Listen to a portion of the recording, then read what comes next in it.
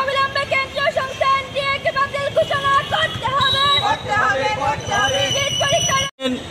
যে নিট পরীক্ষার ফলাফল যে ঘোষণা হয়েছে তাতে ব্যাপক দুর্নীতি হয়েছে। সারা দেশ এই দুর্নীতির বিরুদ্ধে আন্দোলনে উত্থাল।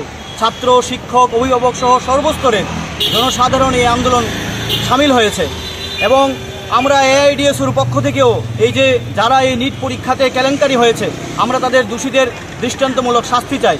সর্বভারতীয় কমিটির পক্ষ থেকে গত 10ই জুন আমরা প্রত্যেকটি রাজ্যের মাননীয় রাজ্যপাল কর্তৃক দেশের মাননীয় রাষ্ট্রপতির নিকট আমরা মেমোরেন্ডাম সাবমিট করেছিলাম।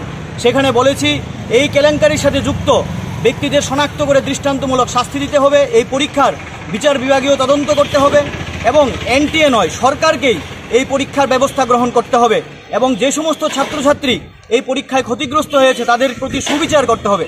এই দাবিতেই আমরা আগামী 19 জুন আমরা এআইডিএসও ফেসবুক পেজে সর্বভারতীয় কমিটির একটা সিগনেচার এআইডিএসওর অনলাইন সিগনেচার পেজে আমরা এই 4টা দাবি নিয়ে মাননীয় রাষ্ট্রপতির নিকট আমরা একটি পিটিশন সাবমিট করছি।